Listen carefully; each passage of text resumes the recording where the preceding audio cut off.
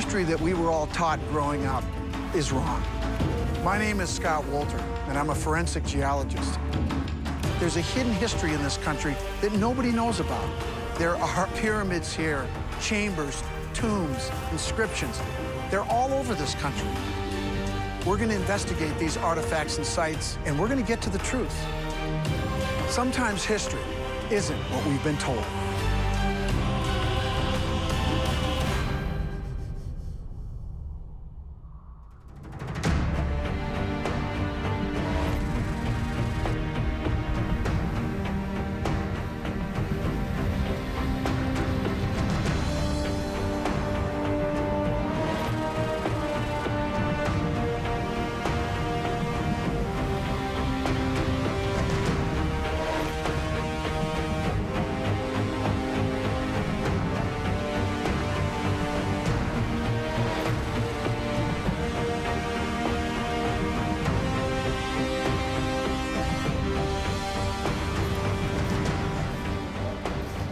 Many people think they know the story of the lost colony of Roanoke. But chances are they don't know this. 48 clues to the case that had been sitting untouched for half a century. 48 stones inscribed with messages that could tell us exactly what happened to the lost colony of Roanoke. They're called the Dare Stones.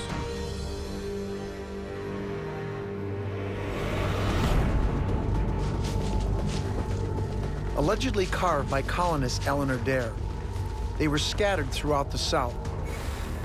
A trail of clues to the settlers' fate. All of the stones were found during the Great Depression over a period of just 4 years. The short time frame of discovery for so many artifacts led scholars to declare them fakes. But academics have been wrong before, and that's why I'm going to study them myself.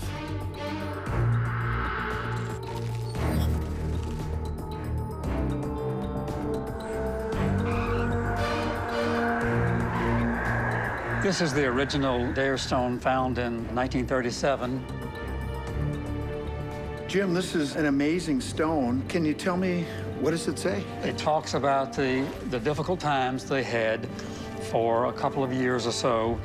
There was misery, and they were attacked by Indians. There were a number of people killed. Wow.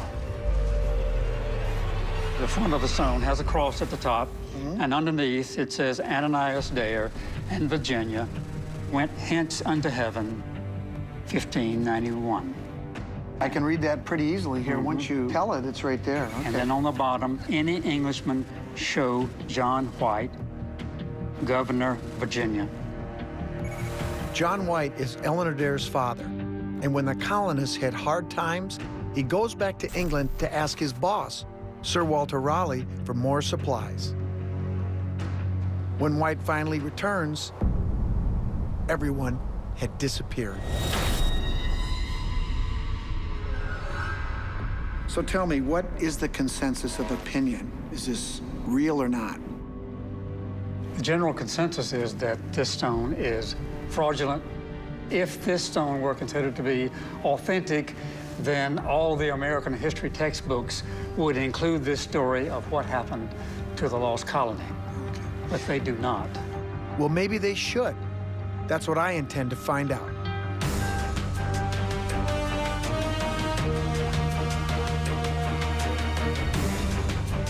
If forensic geology shows significant weathering, then there's a chance this stone is authentic and that Eleanor Dare really did carve this clue.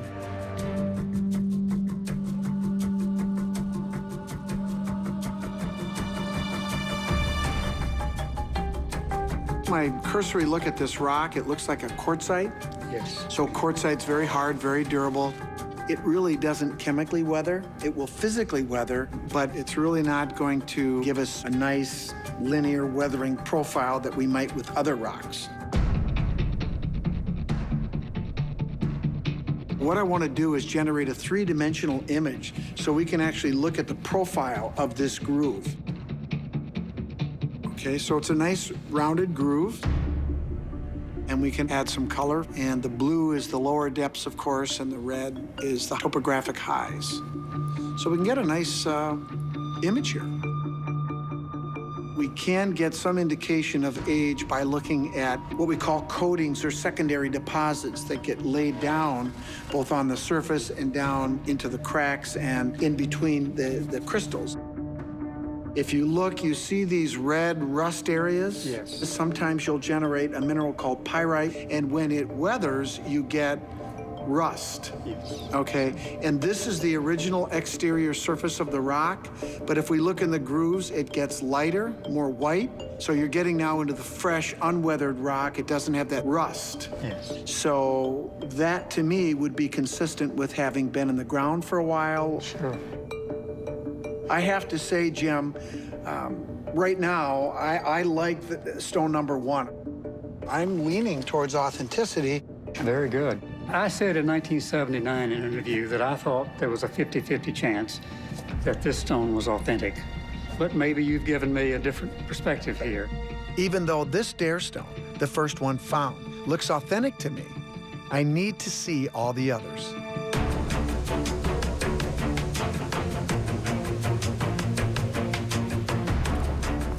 So you keep them hidden, huh?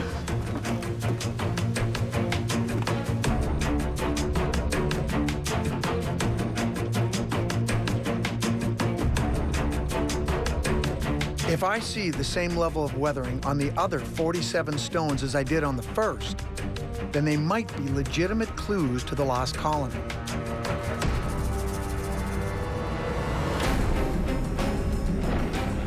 And those clues paint a grisly picture of colonial life.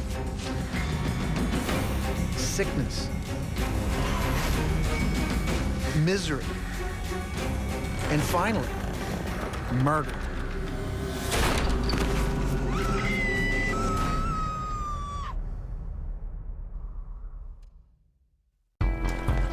As a personal trainer, I get to work anywhere and everywhere, which means taking payments hasn't always been easy.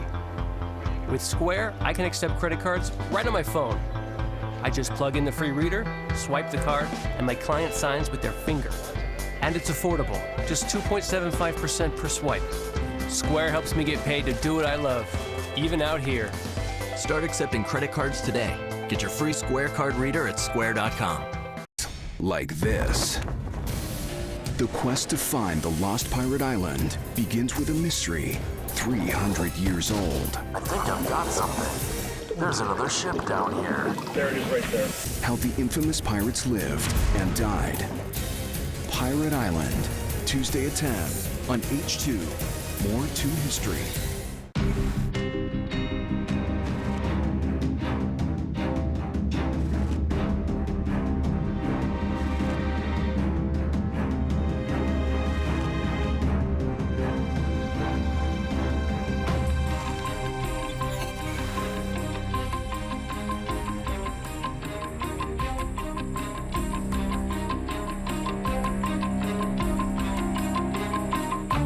Well, I tell you what, one of the things that jumps out at me right away, this geology here, here, here, and here is different than the other stones we've already looked at. The fact that I'm seeing these different rock types could mean they're more likely to be genuine. It makes me think they were carved in the areas where they were found. This one here has what looks like some organic material and mud that might have collected over time, and it's in the grooves. This one also does, and I suppose if we looked at the others, we might see evidence that these things were underwater, maybe during flood times. And you know what? I mean, that looks weathered. I mean, just my gut feel, it just looks weathered. As does this one. I mean, my God, that's weathered like crazy. Interesting. I'll tell you what, after looking at these stones in here, I'm liking what I'm seeing. Do we have a map that shows where these artifacts were found? Yes. Okay. Here's a map showing the locations. Here's the original settlement, Roanoke, and about 60, 80 miles away, the original stone was found. And then southwest down Greenville, South Carolina, 15 more stones were found. The remaining 33 stones were found north of Atlanta, primarily. Have people questioned why these are spread out over such a large distance? People are concerned about the likelihood of this many stones found over such a long distance.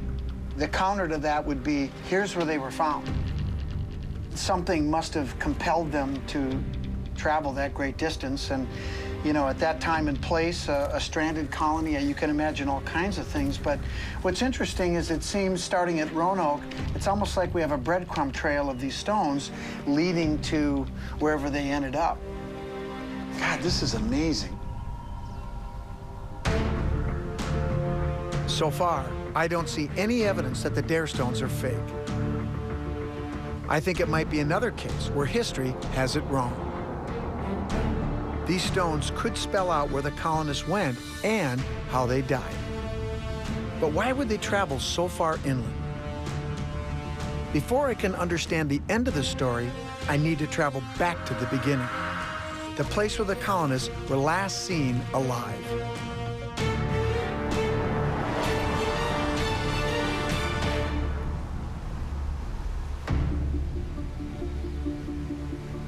There have got to be clues here, but I have no idea what they are.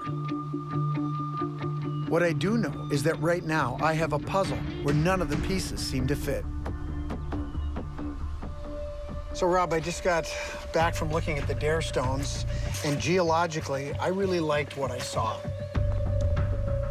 My understanding is most of these stones were carved by Eleanor Dare, and on one of the stones, she chronicles the death of her husband and her child, Virginia. Now, was it true that Virginia was born at this site?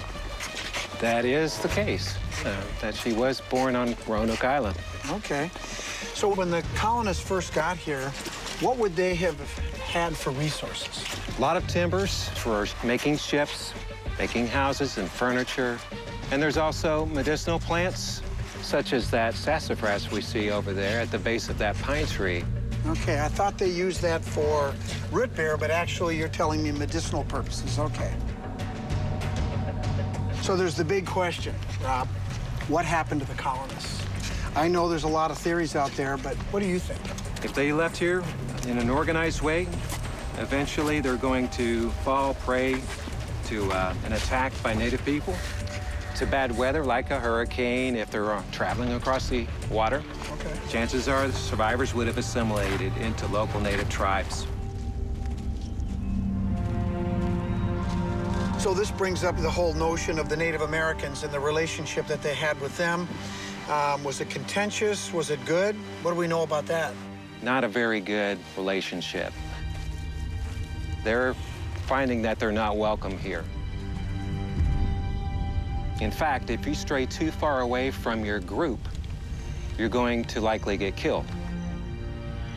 And there was one colonist we know of who did stray away 2 miles along the shore crabbing, and he's found later and he's not alive. They would learn the hard way, really. Clearly, things didn't go as planned. I mean, that we can all agree on that. I keep looking down the axis of this thing here, which, when I look at the enclosing walls, I think it looks like a defensive posture and maybe a lookout, or what do we think this was? Yes, that protrusion that goes out from the rest of the earthworks is going to be a good place to post someone and keep note of anything that might be worth getting concerned about. You know, when I look at this structure and these walls, this has an interesting, almost geometric shape to it. Well, there's an intelligence, obviously, but a strategy behind the way that they built this fort. Here's that protrusion that we just talked about. Yes. There's the gate. And you know what? There definitely is the geometry here. It kind of looks like a diamond. Wow. All right, what do we know so far? We know that John White went back to Europe, and 3 years later he came back, and they were gone. What other clues do we have that tell us anything about the colony that was found here? We've got the clues left behind by those colonists, evidently. Large letters, C-R-O-A-T-O-A-N, along the north shoreline on a palisade post that surrounded the location of the houses. So the word Croatoan was carved into a post here at Roanoke. I know Croatoan was the name of a Native American tribe who was friendly to the colonists, and it was also a physical place somewhere in North Carolina. Maybe this is where the colonists went after they left Roanoke. One thing is for sure, I need to check it out and get some answers.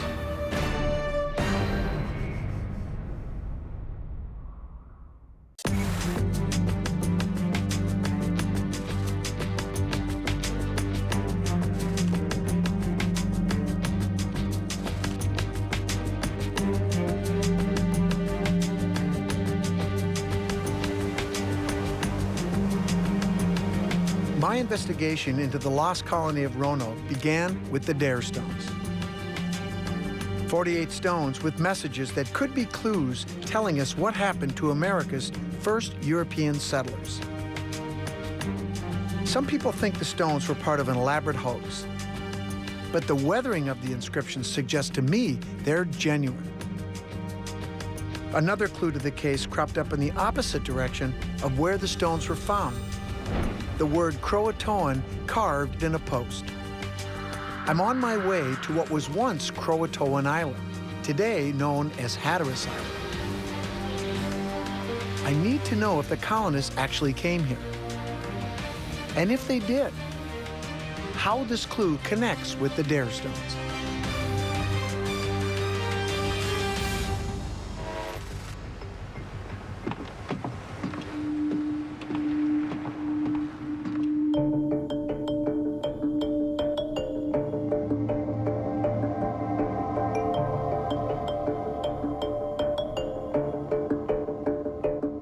How you doing? Scott Dawson, I put all this together. Okay, I wonder if you had any questions about it. This is a great display here. I'm a forensic geologist, and I've been investigating the Dare Stones and the lost colony.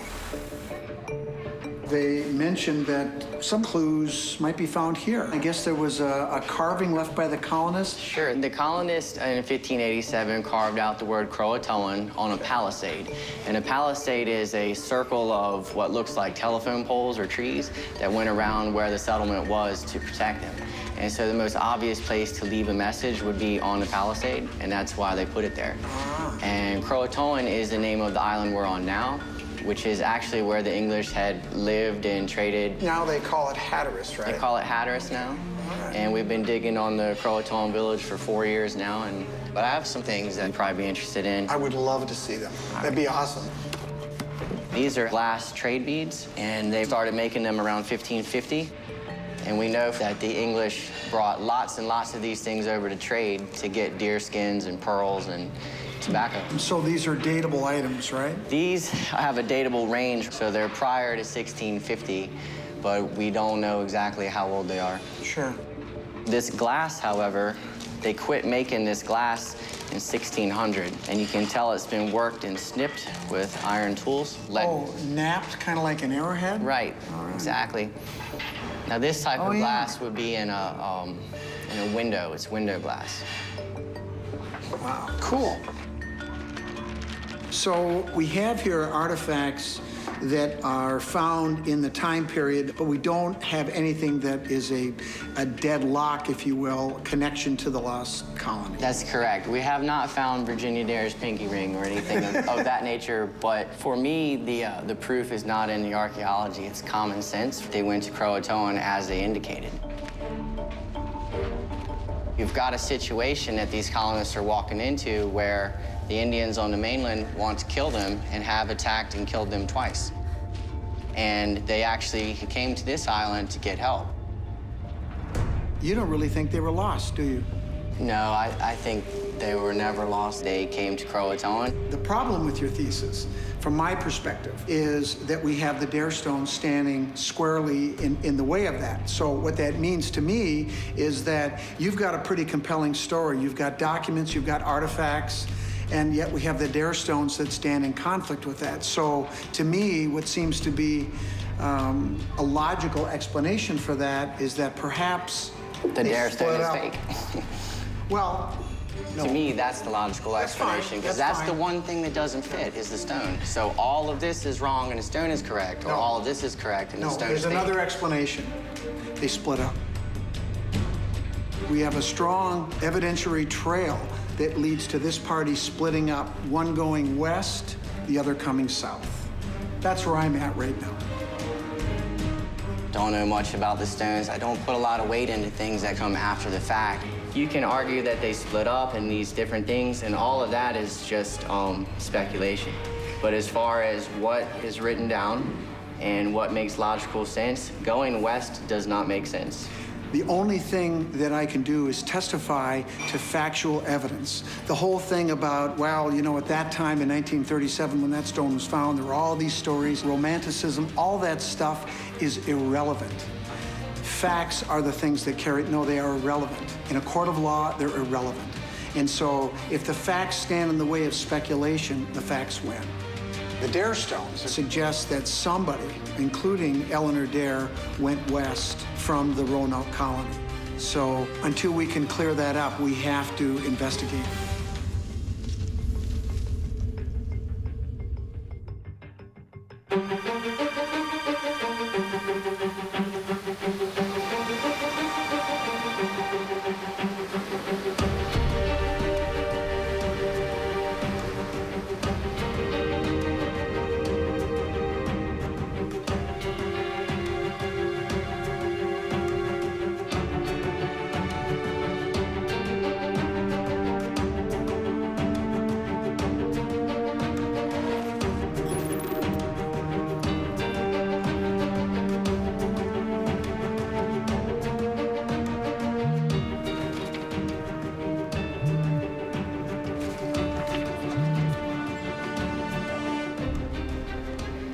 Hi, honey. Hi, Scotty.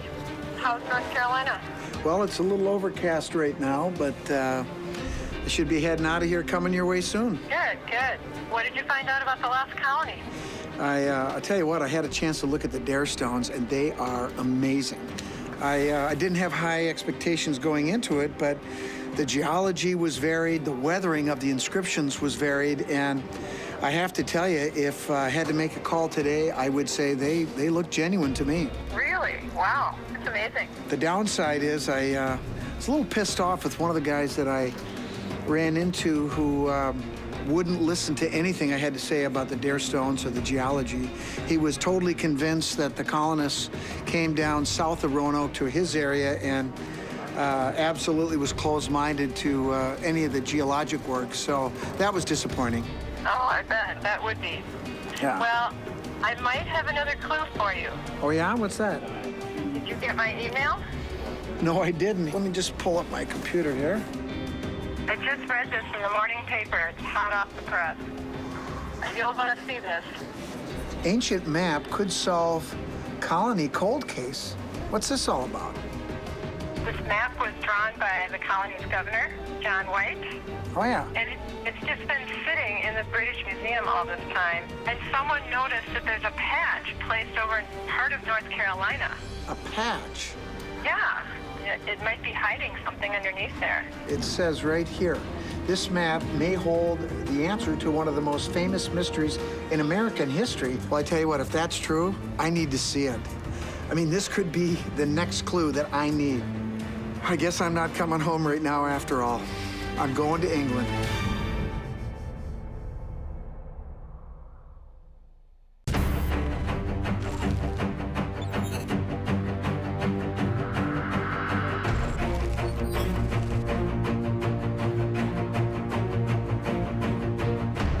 I'm investigating the disappearance of the lost colony of Roanoke, and so far, I followed up on 2 leads. First, the Dare stones. 48 stones carved with clues that suggest the colonists abandoned their settlement and moved west. The second, the word Croatoan carved on a post, which could mean they went east, the opposite direction of the Dare stones. Now I'm following a new lead. My wife Janet told me about a map drawn by the colonist governor, John White, that could turn this whole investigation on its head. Apparently, there's a mysterious patch on a map drawn by John White here in England, and I want to know what's underneath it. Maybe for the last 400 years, everyone has been looking for the lost colonists in the wrong place.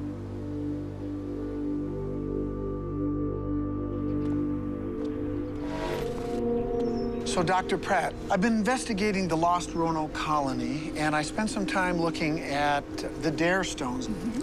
There are a bunch of stones that have been found beginning in 1937 up through 1940, up to 48 stones that most of them were carved by Eleanor Dare that tell the story of the lost colony of Roanoke.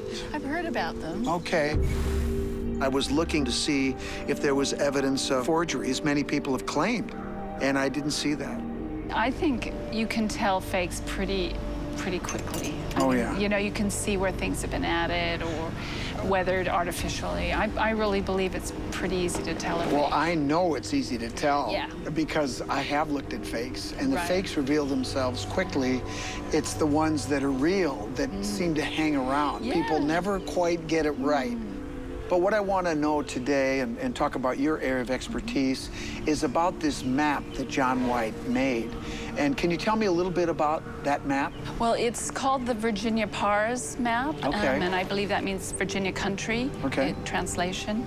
And it is probably one of the earliest and most accurate for that period. They've actually laid a modern-day map over the top of it, and it's very, very similar, even with all the shifting of the sand. So It's really accurate. that makes the person who made it quite an extraordinary character, and that's John White. And it's probably dated sometime between 1585 and 1590 when it was engraved. Here we have a copy of the map for us to look at.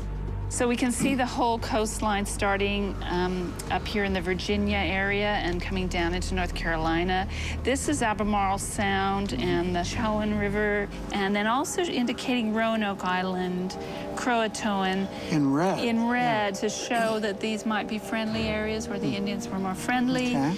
Right at the junction of these two rivers. What's that? Yes, that's the patch, which has recently come to light. We've looked at that at the British Museum, and we also have some details here where you can see through X-ray analysis that there's actually something underneath that patch. There is. And you know what? If I look close on here, I can see something. It looks like a pattern. That's right. See, the X-ray analysis will reveal the drawing underneath, which looks like a sort of a shape of a star shape. With four corners. You know what? I've seen that before. I've seen something very similar. It was on Roanoke Island. Now, this is my first initial sketch. Oh, that's interesting. That's very similar. That kind of looks familiar, doesn't it? This was the entrance back then, and there was a push out here they thought was for defense purposes and a lookout type of thing. Could that have been a fort? Well, that's certainly a possibility. Certainly looking from an aerial perspective, that would follow the shape of the fort. But wait a minute here. Okay, so could this map indicate that the colonists moved inland and did not go down to Croatoan, or maybe planned to go there at some point? Yeah, I think that's a reasonable supposition that it's more protected inland. It makes a lot of sense from a strategic point as well. Right now, there are a lot of locations with clues about the lost colony. There are the 48 Dare stones found scattered throughout the southeast in North Carolina, South Carolina, and Georgia. Then there's the original fort site on the coast of North Carolina. There's Croatoan, the island that corresponds with the clue John White found carved on a post. And finally, further inland, is the spot where the Virginia Pars map shows a hidden fort. Why would it have been covered up? Because there was huge competition between England and Spain at this time, and Spanish ships were in the area looking for English. So the idea that the English were getting ahead of the Spanish by making colonies here would have been very dangerous. So I think covering up something like a fort would make sense. You know, Stephanie, both the Dare stones and this map suggest, in my mind, that the colonists had to have gone inland. If so, why did they do that? Could it have been because of the natives, they were in danger from them? Or could it have been some well-laid-out plan? Could it have been John White involved, or was it his boss, Sir Walter Raleigh? Well, I think that that's plausible, and I'm sure he would have plans about how to establish a colony and how to protect it and how to keep it safe. But we've learned a little bit about John White, but the person I need to find out about now is this Sir Walter Raleigh. I need to know more about him.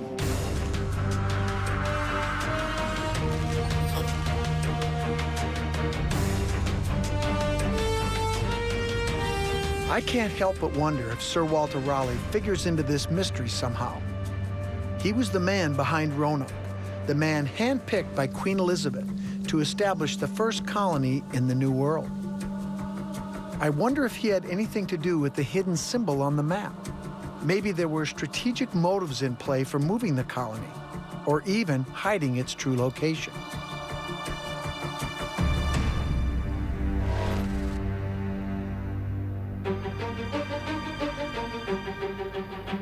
Mark, I'm investigating the lost colony of Roanoke. And, of course, the story starts over on this side of the Atlantic in England. What I really want to know is more about Sir Walter Raleigh. Sir Walter is not a lazy man. Everywhere you look, Sir Walter's hand is in the action. And that, I think, is what makes him so interesting, so attractive. He's a true Renaissance character. He's in there at the beginning, the first phases of European involvement in what is now North Carolina. My understanding is that Sir Walter Raleigh financed this colony. Yes. Is that correct? Yes. He put a lot of money into the adventure, yes. Oh, okay. During this period of the latter half of the 16th century, there were other people trying to establish colonies in the New World, not just Sir Walter Raleigh. Is that correct? Yes, in fact, one of them was from this very college, a man called John Dee, Dr. John Dee. He wrote advocating the establishment of an English or a British empire and advocating colonization.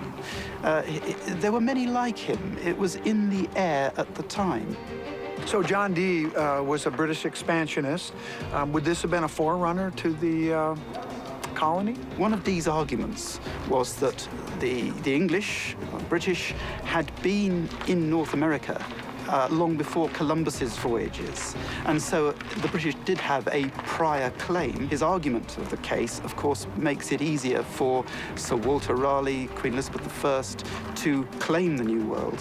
What were Raleigh's motives for sending the colony over, do you think? Well, for his own personal motives, of course, it's land and property. Well, the land grab is important for Sir Walter. He's a younger son. And in the way of things, the estates have all gone to older brothers, and he doesn't get anything. So now he's a favourite of the Queen. He wants to make something for himself and for his family. From the point of view of the state, what he's looking for is a military base. The other thing, of course, they're looking for is something that the land produces that is worth exploiting back home. Silver and gold would be ideal, but if you can't find those, then useful crops, useful plants, for example, sassafras, which comes up in the early accounts as a useful plant. You know, I was just over at the colony site at Roanoke and in the area. We saw lots of sassafras. So if they're looking for sassafras, why? Well, sassafras is a versatile plant. It can be used as a food flavoring. At the time, it is also given a lot of curative properties for diseases, particularly for syphilis. I know that syphilis was running rampant in England at that time. What a lot of people don't know is that some scientists believe it was a disease introduced to the continent by none other than Christopher Columbus after his voyage to the New World. At that time, sassafras was considered the only treatment for this New World disease.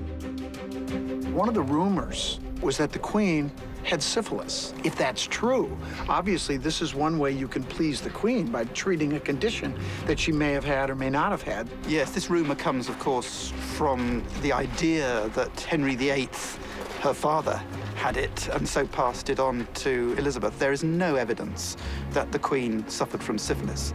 So do you think that sassafras might have been a motivation for them to move inland? It might have been. If it's on the list of commodities to go and look for, then you have to go where the sassafras is. I recently looked at a map that John White made, and there's an area that's covered up with a patch. And looking carefully at underneath that patch, it appears to be a symbol of what looks like a fort. Any thoughts about that? One of those tantalizing, mysterious clues which, effectively, we need to work further on. You know, when I look at that symbol on the map, what I think is that this was where John White wanted to build, or Sir Walter Raleigh wanted to build a fort. We have a lot of clues here that the colony went inland. And if there's a place where the secret symbol on the map, the sassafras, and the Darestone clues all come together, we just might find the lost colony.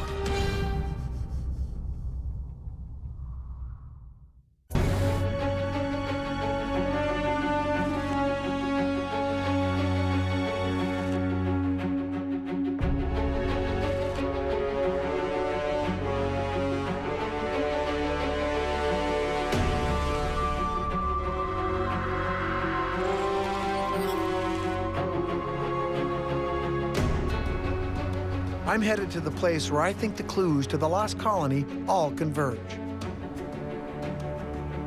It's a golf course called the Scotch Hall Preserve, and it's a place that corresponds with the secret symbol on John White's map.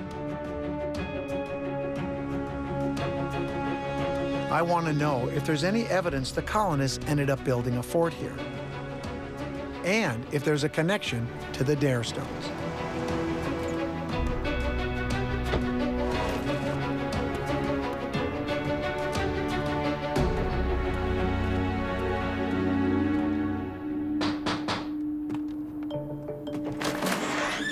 Yes, sir. Hi, Scott Wolter. Jim Hughes, Scott. Nice to see you. Say, I'm looking into the lost colony of Roanoke. Does that ring a bell at all? Yes, sir. That's big news around here. The reason I'm here today is I recently looked at a map over in England that led me to here, and I'm looking into the possibility that maybe the lost colony came here. And I was wondering if I could take a look around, or if it would be possible maybe you could show me. Absolutely. So, when was this golf course built? Golf course opened in 2009 and was recognized as one of the top 10 best new courses in the country. So that was just 3 years ago. A lot of earthwork was done here. Did they ever find any evidence of colonial settlement or maybe the remnants of a fort? You know, I think they moved over 1 million cubic yards of dirt. They dug like 12 or 13 ponds, and in all that, no evidence was ever found of a fort or any colonial settlement. Nothing at all? Nothing at all. You know, I'm not surprised, but it doesn't mean that some of the colony didn't make it out here. Beautiful spot. This is the Chowan River, and back there is Salmon Creek. Okay, and this leads out to the ocean here. Right, this is the Albemarle Sound, and if you follow it on out, you'll hit the Outer Banks. Okay, so this area where the map was repaired and John White drew what appears to be a symbol representing a fort is covered up. That would be here. So what do you think? Was there a fort here? There's no evidence of a fort being here, Scott. I think we would have found some evidence of that or some other colonial activity, but it just hasn't appeared. A lot of people have speculated on what this covered-up fort-like symbol was or is, and to be quite honest with you, I think what happened here is that this spot is where John White wanted to put a fort and wanted the colony to be, but it never happened. However, that doesn't mean that some of them didn't get here. Which brings me to the next map, and that's a modern-day map, and what we have plotted on here is where the Darestones were found. Yeah. There were a total of 48 stones found over a 300-mile stretch, beginning in 1937 up to about 1940. Now, here's where the first stone was found, and the only reference that we have says it was found near a town called Edenton. Right across there, right across the river on the north side. Oh, you gotta be kidding me. So we're right in the same area. My theory is right, because I believe Eleanor Dare must have known that there was going to be a colony here or a fort here. And so maybe she tried to get back to the one place that she knew her father might look for her. Wow. There's one other thing that came to mind here. The sassafras. Do you have any sassafras around here? We have a lot of sassafras. You do? That's another piece to this puzzle. The reason that sassafras would have been important to the colonists and to John White specifically is because sassafras was thought to be used for medicinal purposes, specifically in treating syphilis. I'm sure that had something to do with this whole desire to eventually cultivate and bring back sassafras to England. It's a hell of a story, Scott. After discovering the place where the map, the stones, and the sassafras all come together, my search for the lost colony is coming to a close. But geology is key to putting this case to bed. Something I learned in my forensic study of the Dare stones was that the original stone found in Edenton was carved on a piece of quartzite. And now I need to find out if quartzite is native to the area. If Eleanor Dare really carved these messages, she would have used whatever stones were nearby.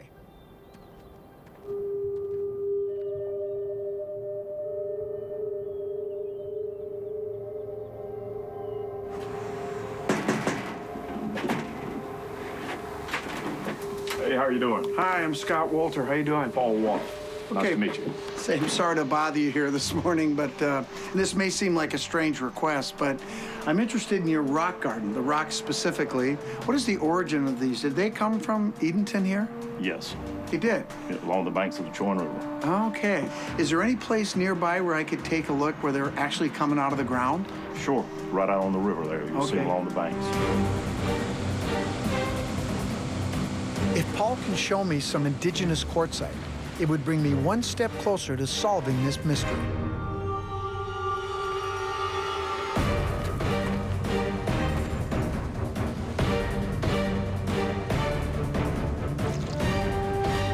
Got it. Yes, this is glacial quartzite.